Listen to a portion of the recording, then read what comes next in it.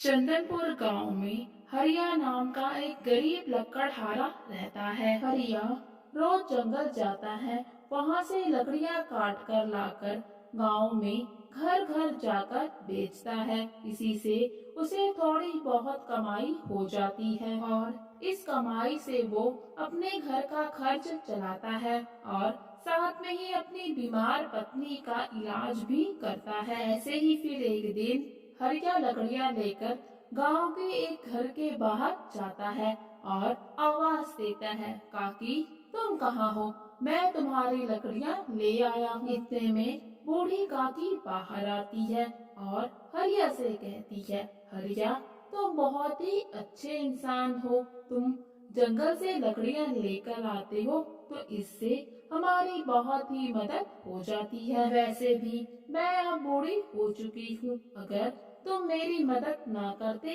तो मैं भला इस उम्र में जंगल से लकड़ियां कैसे लेकर आती। तो फिर हरिया काकी से कहता है, अरे काकी इतना क्यों सोचती हो? आखिर मेरा घर भी तो इसी काम से चलता है, मुझे कोई और काम भी तो नहीं आता। फिर हरिया काकी से कहता है, अच्छा काकी अब मैं चलता हूँ, मुझे और घरों में भी लकड़ियाँ पहुँचानी है। और फिर हरिया गांव में ही एक दूसरे घर लकड़ियाँ लेकर जाता है और बाहर से ही आवाज देता है, रमेश, अरे रमेश भाई बाहर आइए, मैं आपके लिए लकड़ियाँ ले आया हूँ। इतने में रमेश बाहर आता है और हरिया को देखकर कहता है, अरे हरिया तुम लकड़ियाँ ले आए, बहुत अच्छा किया। तुम्हारे लकड़ियाँ लाने से मेरा बहुत सा समय बच जाता है। और फिर वो घर के अंदर जाता है तो देखता है कि आज उसके पास पैसे नहीं है। तो वो सोचता है, क्यों ना आज थोड़े से चावल हरिया को दे दूं। तो फिर अंदर से वो थोड़े चावल हरिया को उसकी मेहनत मजदूरी के रूप में दे देता है। हरिया भी चावल रख लेता है और सोचता है, क्यों ना आज अपनी पत्नी को यही चावल बनाकर खिला देता हूँ। और फिर हरिया घर आ जाता है। घर आकर उसकी पत्नी उससे कहती है, अरे आप आ गए, मुझे बहुत ही जोरों की भूख लगी है। अब मुझसे भूख बर्दाश्त नहीं होती और मैं इतनी कमजोर हो गई हूँ कि खुद से खाना भी नहीं बना सकती। इस पर हरिया अपनी पत्नी से कहता है, अरे भाग्यवान तुम इतना क्यों सोचती हो? मैं अभी तुम्हारे लिए खाना बनाकर ले आता हूँ। और फिर हरिया अपनी पत्नी के लिए खाना बनाने लगता है और खाना बनाकर अपनी पत्नी को खिलाता है। खाना खाकर उसकी पत्नी कहती है, अरे आपने तो बहुत ही स्वादिष्ट खाना बनाया है, लेकिन मुझे ऐसा क्यों लगता है कि आपने सारा खाना मुझी को दे दिया। ये सोचकर कि शायद मैं बीमार हूँ और मुझे खाने की ज्यादा जरूरत है, लेकिन मैं भी क्या करूँ। ये बीमारी है कि मेरा पीछा ही नहीं छोड़ती और ऊपर वाले को भी हम पर तरस नहीं आता।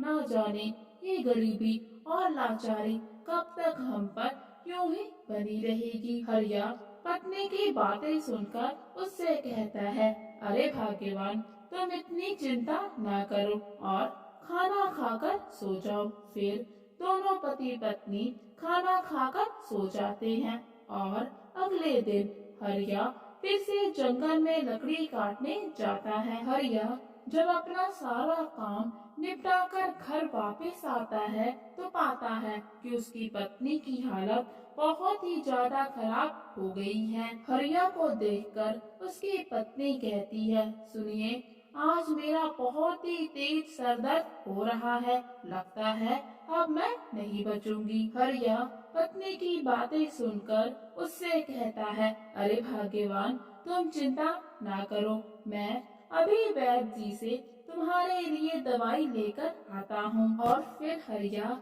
घर से निकल जाता है।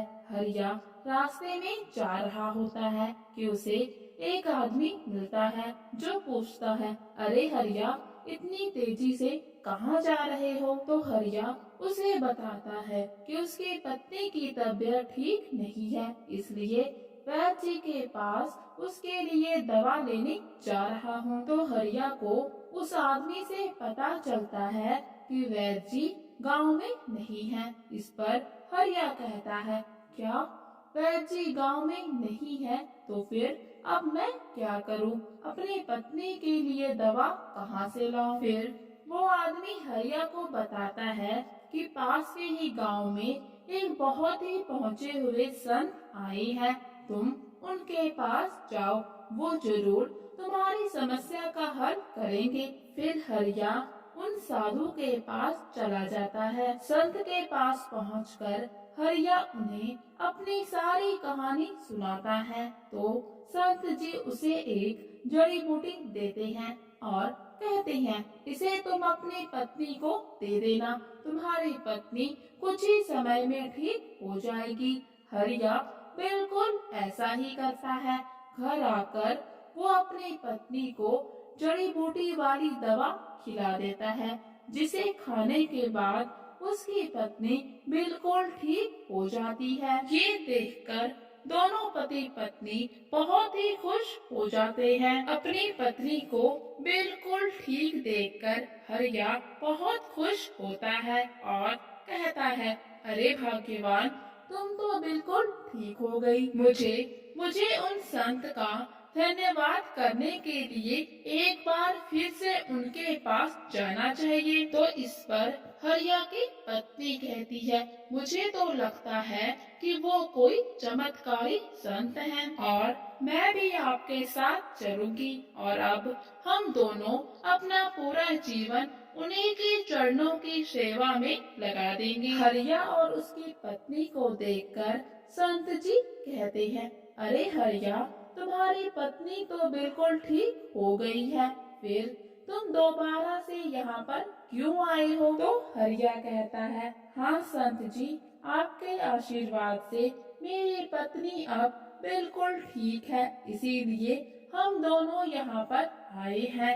अब हम दोनों आपके साथ ही रहेंगे और जीवन भर आपकी सेवा करेंगे। तो इस पर संत जी कहते हैं, लेकिन बेटा, मेरा ठिकाना एक जगह में नहीं है, मैं कभी कहीं रहता हूँ तो फिर कभी कहीं, ऐसे में तुम दोनों मेरे साथ नहीं रह पाओगे। तो इस पर हरिया की पत्नी कहती है, नहीं गुरुजी, अब तो हम आपके साथ रहेंगे, फिर चाहे कितनी भी परेशानी क्यों ना आए। फिर संत जी थोड़ा सोचते हैं और फिर हाँ कर देते हैं और फिर अब संत जी जहाँ भी जाते, हरिया और उसकी पत्नी उनके साथ जाती। ऐसे ही करते करते कुछ समय बीत जाता है और फिर एक दिन संत जी हरिया और उसकी पत्नी से कहते हैं, सुनो, अब मैं जिस गांव में जा रहा हूँ वहाँ पर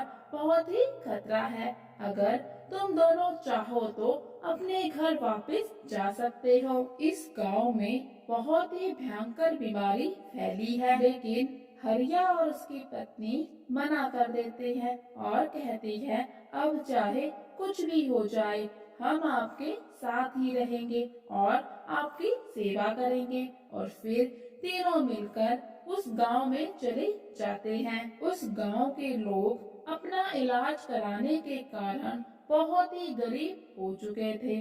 उनका सारा धन संपत्ति बीमारी के इलाज में खर्च हो चुका था और अब उनकी हालत बहुत ही खराब हो गई थी, जिसे देखकर संत जी बहुत ही दुखी होते हैं। और फिर गांव वालों की मदद करने के लिए संत जी अपनी शक्ति से उन्हें एक जादुई टोकरी देते हैं, जो कि सोने के सिक्कों से भरी पड़ी है और कहती है, ये टोकरी कभी भी खाली नहीं होगी, क्योंकि तुम सभी बीमारी और भूख से परेशान हो, इसलिए तुम सभी अपनी अपनी जरूरत के हिसाब से इसमें से धन राशि ले सकते हो, लेकिन अपने मन में कभी भी लालच को पैदा मत होने देना। ये सुनकर सभी गांव वाले बहुत खुश होते हैं और फिर अपनी अपनी जरूरत के हिसाब से थोड़ा थोड़ा धन लेकर वहाँ से चले जाते हैं। और फिर रात के समय जब संत जी आराम कर रहे होते हैं तो हरिया की पत्नी कहती है, अजी सुनते हो, ऐसा करते हैं, हम ये सोने की टोकरी लेकर अपने घर चले जाते हैं।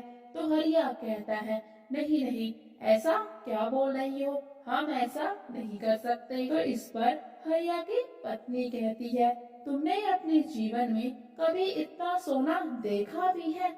हम इसे लेकर चलते हैं, तुम मेरी बात मान जाओ। वैसे भी ये टोकरी कोई मामूली टोकरी नहीं है, ये एक जादुई टोकरी है जिसमें धन कभी भी खत्म नहीं होगा। और फिर दोनों पति पत्नी वो टोकरी लेकर अपने घर आ जाते हैं। हरिया की पत्नी उससे कहती है, देखो, क्या तुम पूरा जीवन अगर लकड़ियां भी बेचते तो क्या इतना धन इकट्ठा कर पाते? इसीलिए मैंने तुमसे वहाँ से चलने के लिए कहा।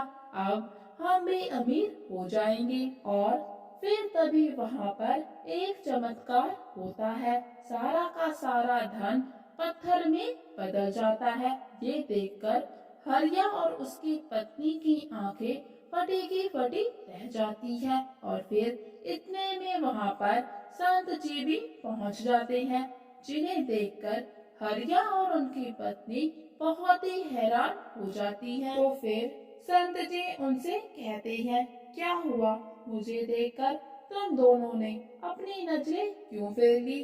क्या तुम्हारा धन पत्थर में बदल गया? संत जी आगे कहते हैं, लगता है तुमने मेरी बात ध्यान से नहीं सुनी। मैंने कहा था कि अपने मन में कभी भी लालच को मत आने देना, लेकिन अब कुछ नहीं हो सकता। तुम दोनों जीवन भर यूं ही गरीब के गरीब ही बने रहोगे।